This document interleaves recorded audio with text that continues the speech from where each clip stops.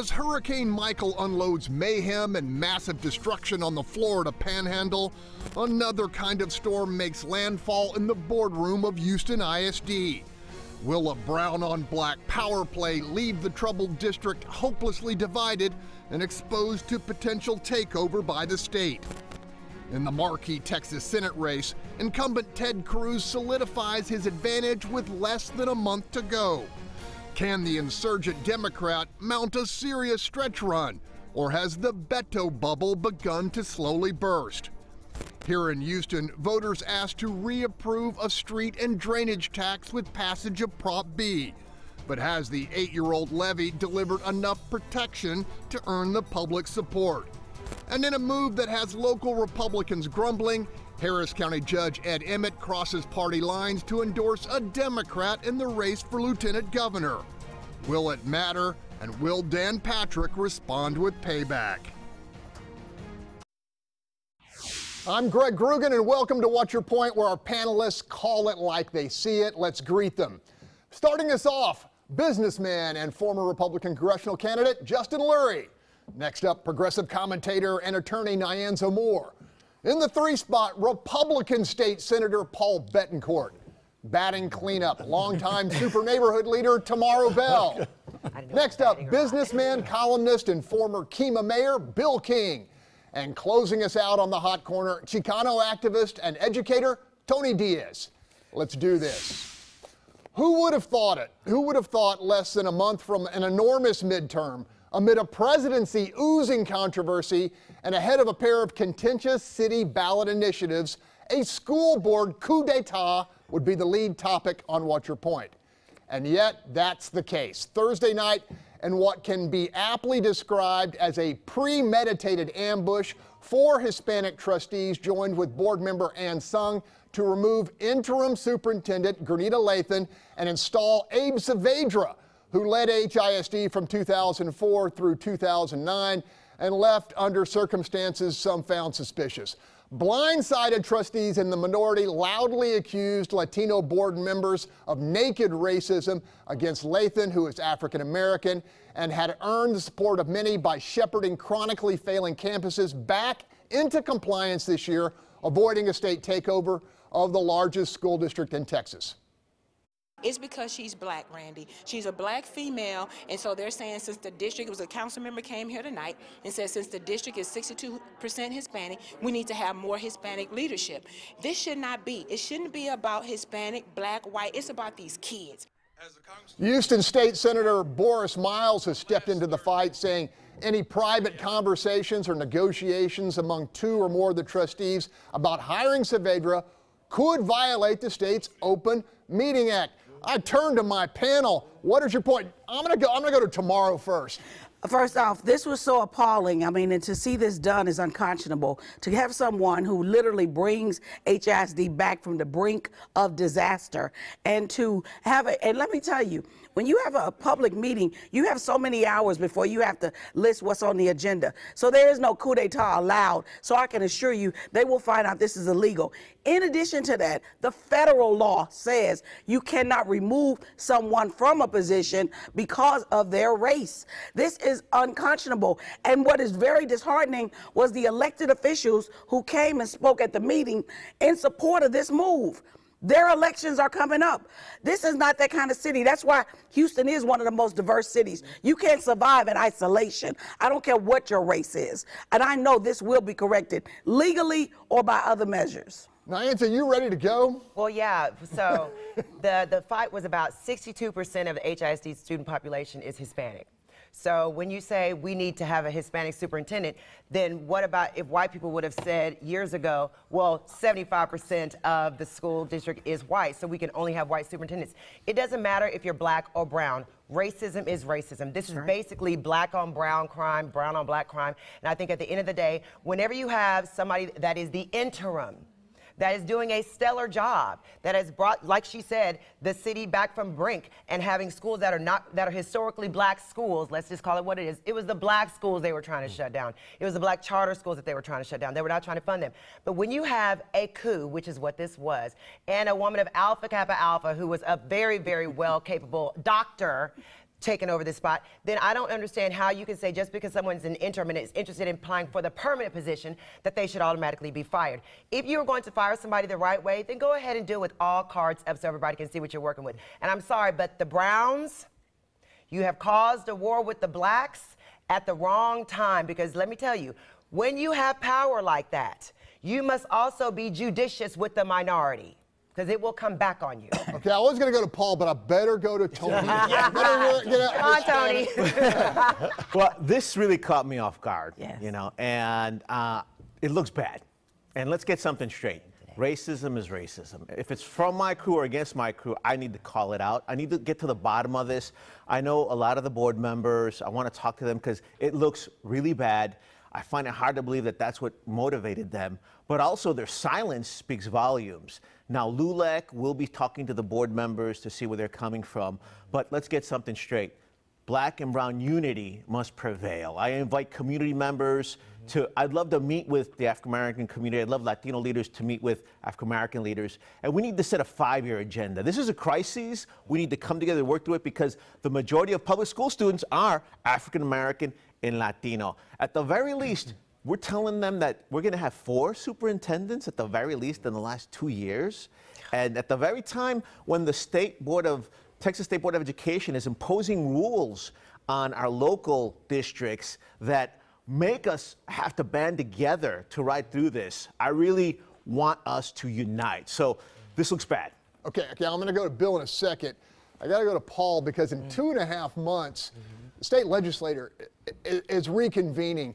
Are you getting calls saying, what the heck's going on at HISD? I was already planning on filing a bill about board governance at HISD because it's broken, okay? Right. The ladies are absolutely right to be righteously fired up about this.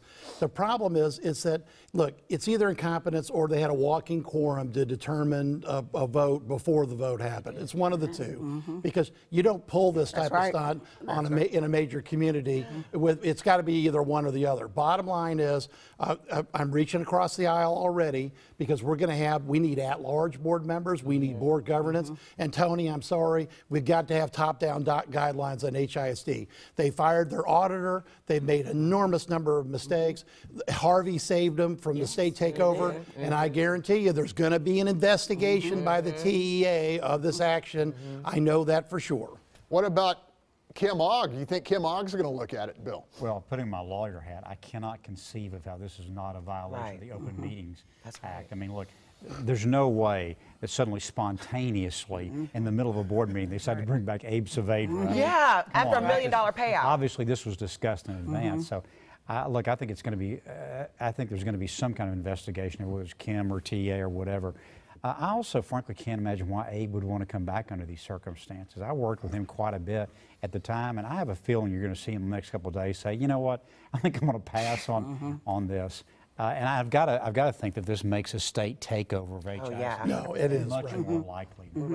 Justin Lurie, you deal with business folks from across the globe coming to Houston. How does this type of, controversy reflect on us? Well, for the first time ever on TV, Tomaro and I agree on something. I know I've been gone an awfully long time. It's a clear lack of transparency. The racial undertones that we're describing here aside, put that aside, but the process was really painful. And it's hard to sell the city of Houston. It's hard to sell Texas by saying this is the land of opportunity, it's the land of laws, it's the land of due process, if we can't handle this correctly. All right, Tony, if you could sit down with those board members, what's the first question you're going to ask? Well, first of all, we got to get the process on the table at the end. I mean, that's really vital because I think what's happening here is it looks like a Latino majority finally in power didn't know how to run the process. So first, get the process right. Is there something we're not hearing? We better be good. And on top, on top of it too, I am really surprised that the board members who were thinking of this have not said more about it up to now. I do want to remind folks, LULAC is going to be meeting with these board members to hear what they have to say. Again, it looks really bad, but really transparency. And really, I want to know what the plan is for this next superintendent. Because at the end of the day, I'm sorry, but the state's got a really good argument. The only way to overcome that would be to say, look, this is what it looked like. We are now united. Here's the new superintendent who across all racial lines is the most capable candidate. And more importantly, I'd love to see every community represented at the table, because that's what counts. Tomaro, real quick, do you think the African-American leaders on that board will be willing to bury the hatchet after this coup? Being honest with you, I do not believe that at all, because what they justified it was by saying that she is interim and applying for the position was intimidating to applicants. Yet, when they put Abe Saavedra in this position, they said he still can apply to be the next superintendent. So they already, they have no hold cards. Gotta leave it there. When we return, Houston voters are being asked to re-up their investment in street repair and storm drainage. Engineer Jeff Ross is in our hot seat to make the case for Prop A. Stay with us. Welcome back. On November 6th, Houston voters will cast ballots on Proposition A, and by so doing, decide whether a multi-year investment known as Rebuild Houston should continue. Proponents say funding from the drainage fee has improved 1,000 miles of city streets and 500 miles of storm drains, while simultaneously paying down more than $1 billion worth of pre-existing debt and interest. Critics complain less than half of the taxes collected have been spent on new drainage projects in flood-prone Houston, while also contending city leaders have simply replaced debt retired by rebuild dollars with new debt. Here to make the case for approval is Houstonian Jeff Ross, a civil engineer with 20 years of planning experience. Jeff, welcome to the hot seat, man. Thank you, Greg. Okay, has Rebuild Houston delivered solid value for the investment? Yes, I think it has. When we first introduced this program back in 2010, the city was basically didn't have any funding left for drainage and streets in the city of Houston. They had 3 years of their CIP was totally unfunded projects, and they had no more bonding capacity to go sell in order to do street and drainage improvements. There was even a question about whether they had enough money to do maintenance. So this program was really a fiscally conservative program to try and get out of this process of borrowing money every year to do the same kinds of projects every year. And it's almost like taking a mortgage out of your house to mow your grass. You don't do that at home, you wouldn't do that for the city of Houston. So we figured out that one of the components was to have a pay-as-you-go program, which meant that we would no longer, we'd get to the point where we weren't paying interest, but we'd have the same amount of money then every year for projects. And Controller Chris Brown just put out a memo that said, since the program, we've paid down $623 million in principal and some $460 million in interest. Well, this program, as it matures, that $460 million will be able to go to projects and the associated expenses of projects. And pay as you go, we're probably spending less than we did before. Is that accurate? We've heard that. No, that's not true either, because we traditionally did it through debt financing. We sold bonds. So in 2017, when we had a bond election on a number of items, nearly $500 million worth of bonds approved. They're all for parks and police facilities and city facilities.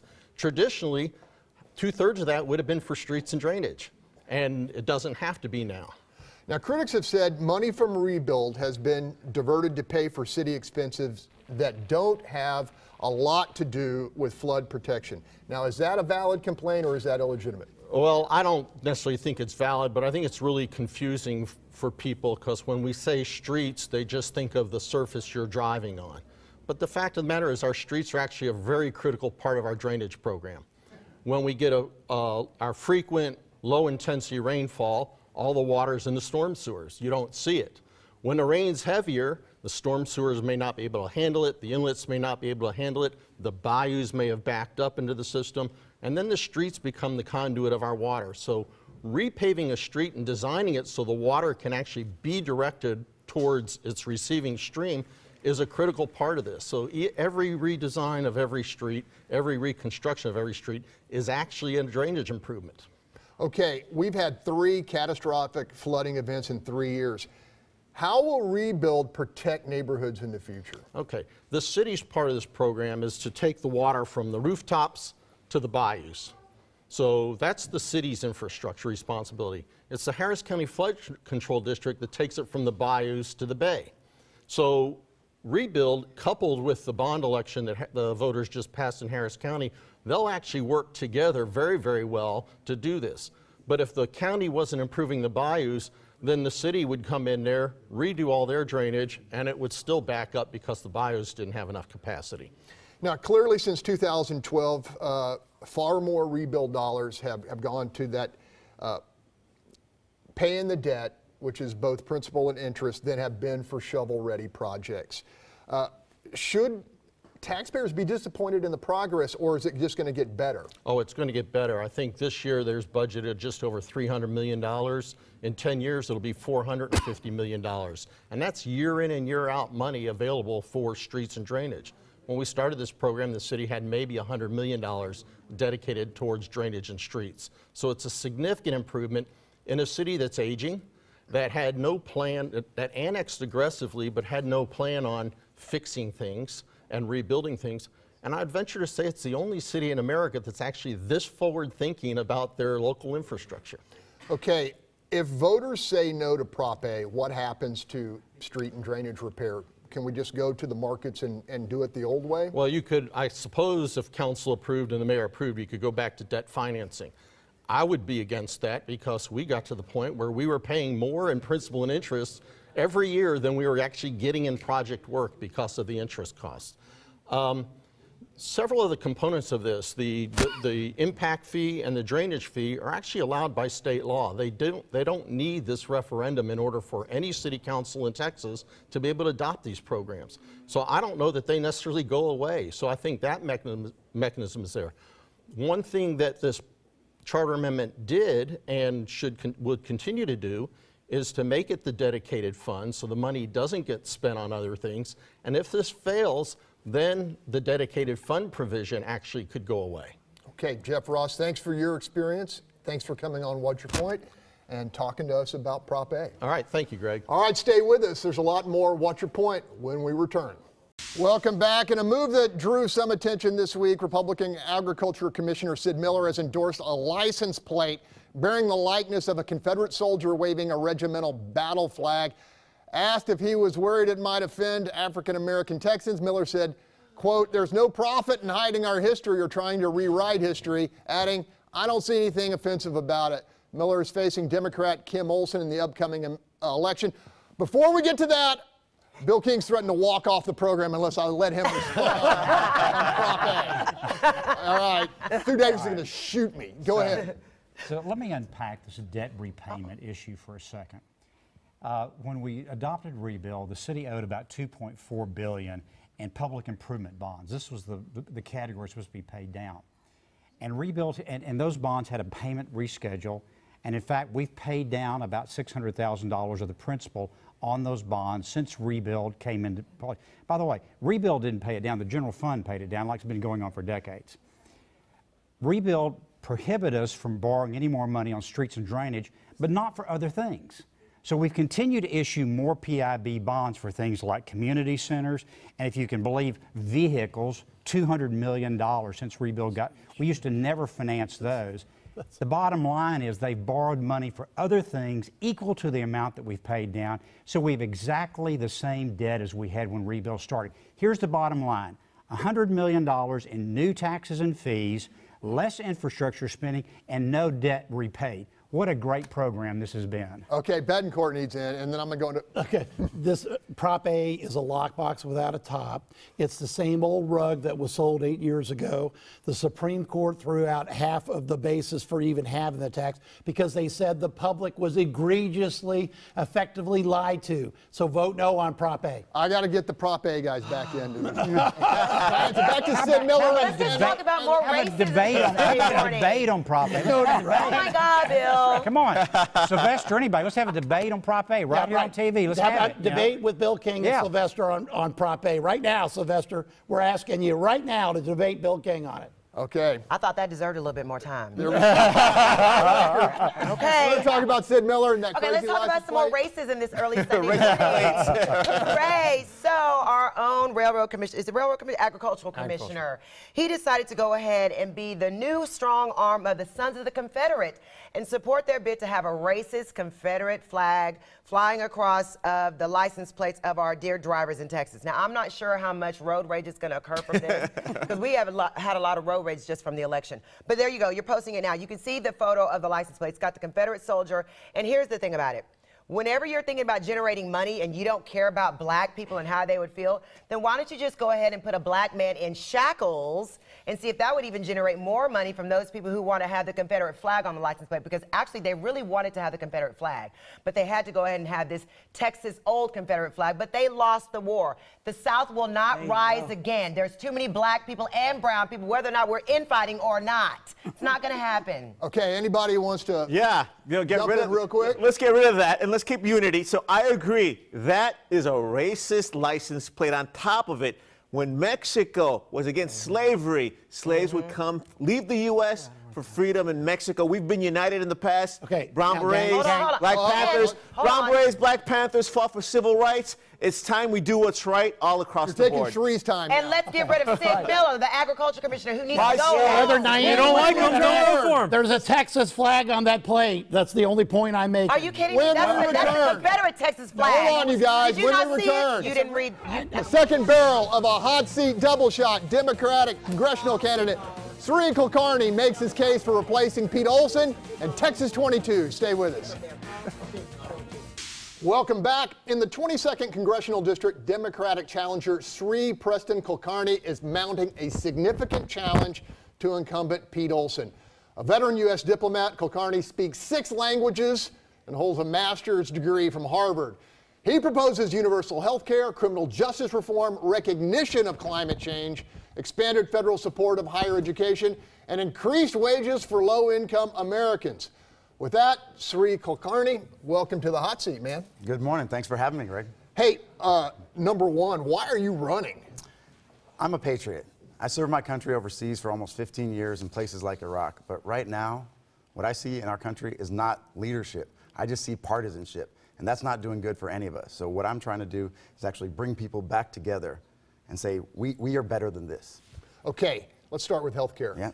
You are an advocate of single-payer universal health care. Make the case. Look, we know that we're paying too much for health care. The promise that we had 2 years ago was that health care premiums were going to come down. They have not. Just the opposite. Right now, people with pre-existing conditions are being threatened. If there's anybody out there who thinks that we should be taking away coverage for pre-existing conditions, they don't see what's happening across this district. People want health care, and the only way that we're going to bring down the cost of health care is by having a universal system. Okay, your opponent, like most Republicans, is running on the GOP tax cut. Do you consider it bad policy, and would you roll it back if elected? I think we need a tax policy that actually works for everyone. Right now, we have a national debt that's skyrocketing. Our deficit is going towards $1 trillion. We need a tax policy that actually increases small business growth and increases prosperity for everyone. Okay, you've spent your career in diplomacy, resolving disputes. One of the biggest disputes we have is our immigration system. What would you do to make it better? And under President Trump, has it been effective in your view? I don't think it's been effective. I think what's happened is that we've demonized immigrants rather than trying to actually do the hard work of solving these problems. So we need more judges along the border to make sure that we deal with this refugee crisis. We need to be able to handle high-skilled immigration that's driving the engine of our economy right now. And we need a overall compassionate immigration reform that recognizes that there are serious human problems. But we don't need to be demonizing immigrants because this country has always been founded by immigrants. My family immigrated here. My dad immigrated here in 1969, but my mom's family immigrated in the 1600s. Wow. We're all immigrants here, and I'm actually related to Sam Houston, if you can believe it. God bless you. Last year, the 22nd District, like much of Houston, was hit by Hurricane Harvey. Now, our country has endured 2 catastrophic storms since. Is this evidence clear that our climate is changing? Absolutely. I mean, we cannot deny science anymore. I mean, nobody across this district, we understand the damage that Harvey has caused, and it's been getting worse every year. Last year was the worst year in record for natural disasters across this country. And just this past week, we've seen even more powerful storms. I've talked to people who've had their living rooms flooded out, had sewage going through their living room, and our representative wouldn't even go face Harvey victims when they had a town hall to talk to their representative. I think we deserve better than that. Our country has also been plagued by mass shootings and a continuing problem with chronic gun violence. You've been outspoken on this issue. What do you propose? So, I mean, one of the reasons why it's so close and personal to me is because I've seen gun violence up close and personal. When I was a kid, my mom was in a car and people started firing guns right in front of us, and I had to hit the ground with my dad, and I didn't know if she'd make it out alive or dead. For anybody who's known that fear, we realize that common sense gun reform, like universal background checks, or just allowing the CDC to even research the causes of gun violence and how to bring it down, we need that in this country. And for anybody who saw the horrible mass shooting right outside of our district in Santa Fe, I don't know how you could turn a blind eye to this, not even show up for the funeral of a girl who was killed at Santa Fe. That makes no sense to me. And I think people across this district, Republican and Democrat, say we can protect our Second Amendment rights without endangering our children and having to bury them one more time. Sri Kulkarni, thanks for taking the hot seat. Hope to have you back. Thank you very much, Greg. Appreciate it. All right, after the break, despite record fundraising, is Beto's bid to oust Ted Cruz petering out? Multiple polls show the insurgent Democrat still trailing in the stretch run. Stay with us. Welcome back. Cruz versus Beto rages on in the Lone Star State's marquee political battle. A trio of reputable polls this week has the incumbent Republican senator ahead of Beto by margins ranging from 5 to 9 points. But Beto's financial backers are still showing up big. He's raised an historic $38 million in the past 3 months. Liberal left-wing activists are flooding Texas from all over the country with cash. They want to turn Texas blue. But, you know, at the end of the day, you can't buy Texas. I'm really not worried about anything right now. If I'm honest with myself, I understand that this is not about a candidate. It's definitely not about a political party. It's about people right now, and a campaign that values people and, in fact, is only listening to people, only accepting contributions from people, not PACs or corporations or special interests. That faith in people, I think, is going to be returned on election night. Question, is the Beto bubble bursting despite record fundraising by the Democrat of more than $60 million? Lurie, I'm going with you. What do you think's going on in Beto versus ORourke? Beto versus Cruz, sorry. I think we've hit peak Beto, is what I call it. People know his name. They know his real name now is Robert Francis ORourke. It's not even Beto. Now that he has name recognition, now that people know who he is, they dig a little bit deeper and they don't like what they see. They see yet another liberal running for Texas, running for the Senate in Texas. It's not going to work out. And we talk about the numbers. I crunched his August numbers. Less than 50% of his donations came from the state of Texas. His second highest state, Massachusetts. Massachusetts was 33% of all his donations. He is not a Texan who people can relate to and want to represent him. Can you relate to him? I can relate to him. I'm related. If we're going to talk about, first of all, if we're going to talk about original names, Ted Cruz was born Rafael Eduardo Cruz. I still have yet, in Canada, he was born in Canada with that name. I still have yet to hear him say he's proud to be Hispanic. And Republicans are very excited because the Quinnipiac, however you pronounce it, poll has him 9 points ahead again. The last time that poll came out was September 11th, same results. That was before Ted Cruz attack ads came out. That was before the supposed Kavanaugh effect. Nothing has changed. The old system's not working. I want to give numbers that will keep Republicans awake at night. Okay? Since the last primary, 500,000 new voters who aren't getting called on these polls have registered. In the last 2 weeks, 100,000 new voters. And I'm telling you what, they are black, they are brown, they are mad, they're coming out. Only before it takes Texas a whole year to register 116,000. Did it in 2 weeks. Bye-bye, Ted Cruz. The only question is, how many Republicans go down with him? Okay. Will Tony Diaz be eating crow November 6th? Tony, I hate to say it, but you're going to be eating crow November 6th. And here's why. Look, Texas is a reliably Republican state. Justin's right. Beto peaked. He's got $38 million, but it really doesn't matter how you spend it in Texas because there's simply not enough Democrat votes to elect him. And more importantly, Ted did let Beto get the campaign way out of line on the summer. He should have had signs out. He should have been engaging. He's now engaging, and that's why the numbers are going up for Cruz and down for Beto. The voters will veto Beto. Okay, real quick. We might need to have the Taylor Swift effect in Texas because when her one vocal rant at the AMAs to say, get out the vote, that increased voter registration to 64,000 people in 24 hours. But I want to say, Beto O'Rourke is doing the stumping like Obama did in the grassroots level. Those grassroots people are going to try to come out and vote. Yep. He was at Texas Southern University just last week doing a very good campaign speech. Yep. And I hope that those same millennials and those same people that were so proud of JFK and Robert F. Kennedy, even if he has the same name, I hope they go up and show for Beto, for whether you're a 62 average age voter or if you're a millennial. But Beto, $38 million ain't enough in Texas. That's right. I mean, Catherine Wall made the same mistake of thinking that money will get you elected, and that's not what it is. You got to start early and go hard. I got to go to break. I'll come back to tomorrow. Okay. All right. Next up, yet another catastrophic storm. Hurricane Michael leaves hundreds of thousands homeless. So where's the comforter-in-chief? Plus, Harris County's Republican judge endorses a Democrat. Stay with us. Our panel dives in after the break. Welcome back. 18 lives have been claimed by the worst hurricane the Florida Panhandle has ever seen.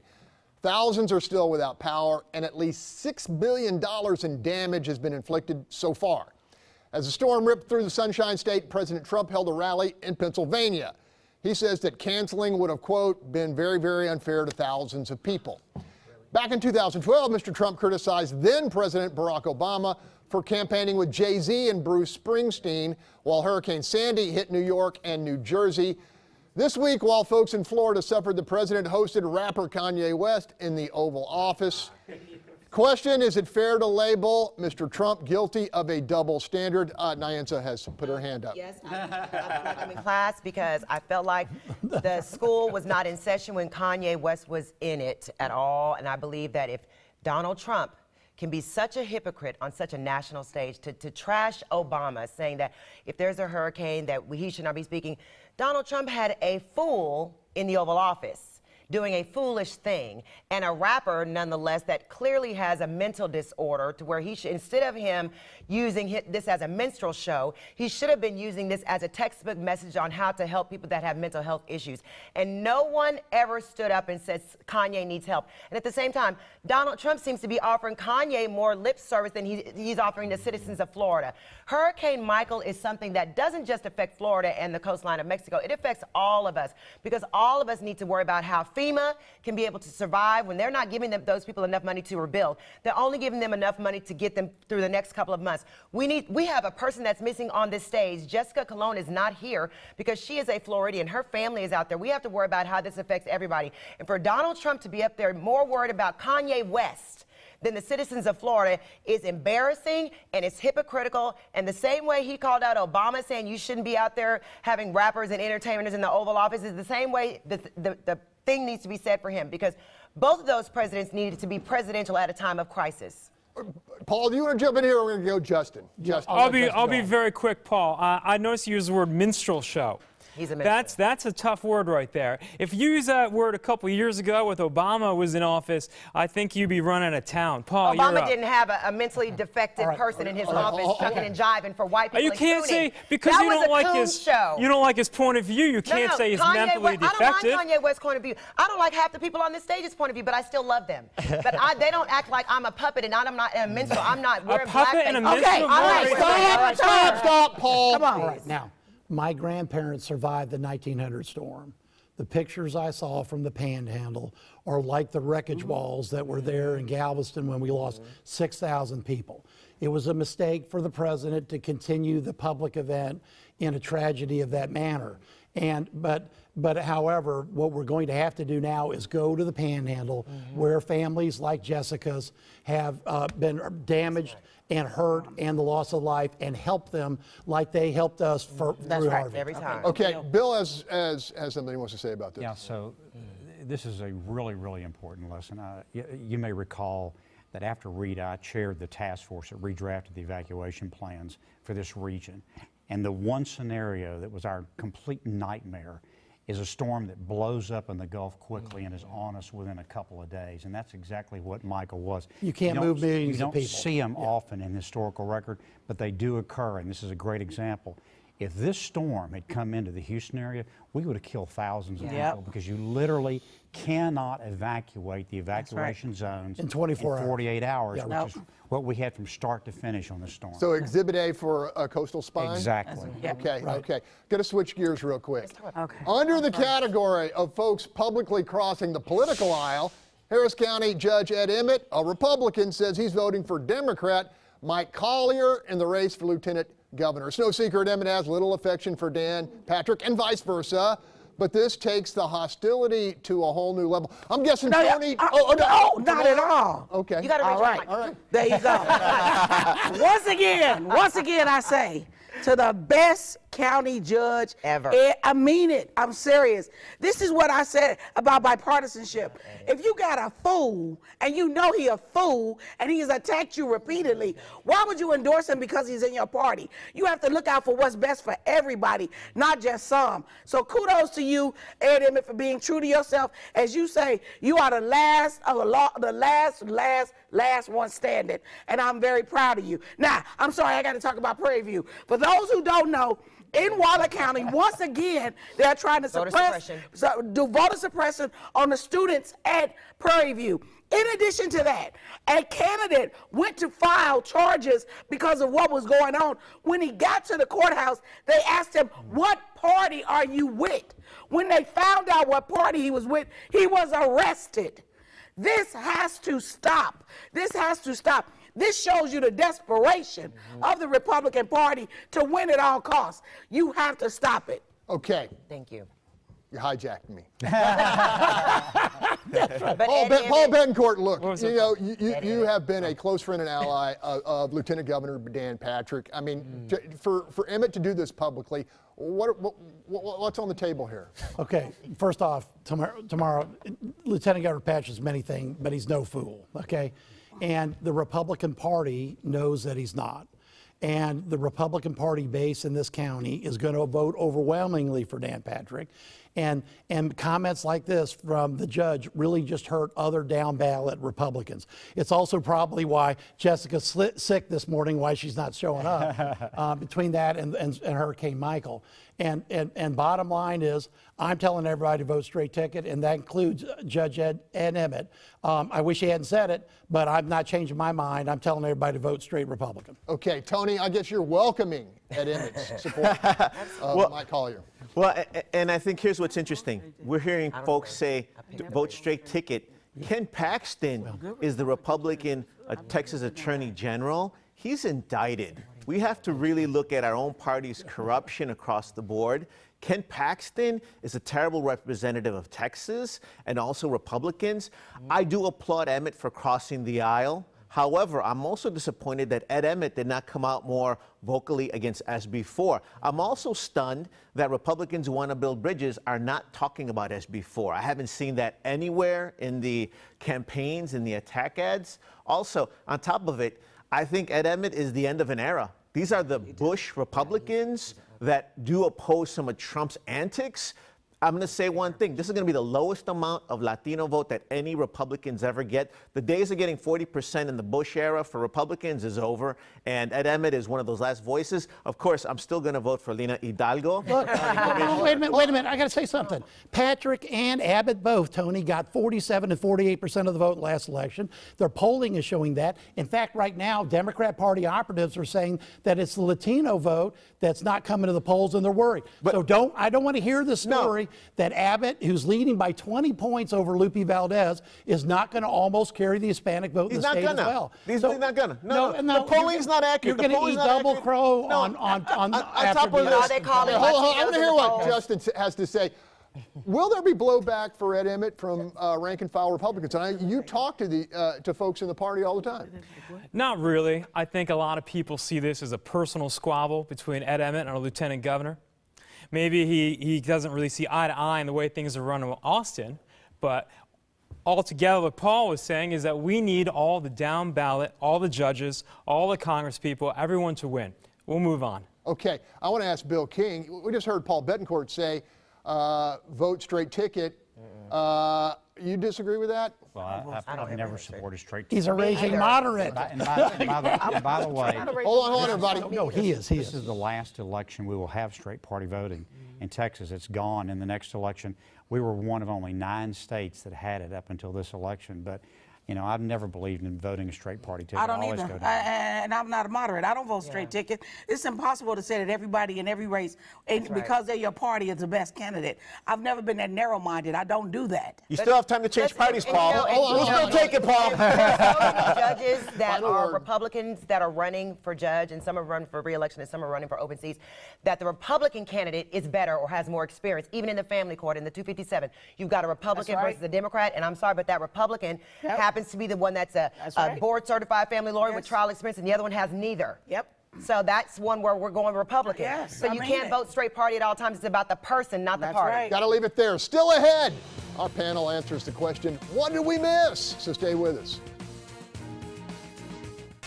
Welcome back. Gathering everything you need to know is a near impossible task. That's why each week we seek to help fill the information gap by asking our panel, what did we miss? Justin Lurie. All right, 2 things. First, my alma mater, University of Michigan, finally beat a ranked team of real substance in the last 2 years, so go blue. Secondly, here's my prediction. This November, Republicans will win big nationally.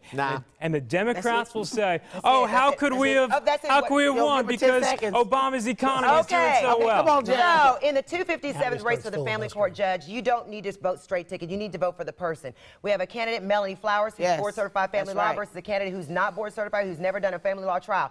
This is the time to vote Republican, not straight Democratic Party for those judicial benches. Republican, Paul Bettencourt. Absolutely. I say vote Republican, too, and register all the kids at Prairie View. That's really sad. Now, last thing is on my radio show, back in the spring training, I predicted a repeat for the Astros, Ghost Rose. We're taking it all the way to the Yes, shout out to Super Neighborhood 51.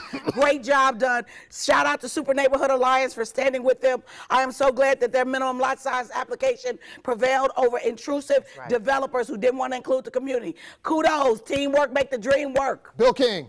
I've been offering to debate Proposition A with anybody, any place, anytime. I issue the challenge again this morning. Let's debate Prop A. Tony got cut. That's all the time we have. That's all the time we have. Thank you. And remember, keep it right here. Fox News Sunday with Chris Wallace is coming up at the top of the hour. And be sure and join us next week for the latest edition of What's Your Point? Sorry, Tony.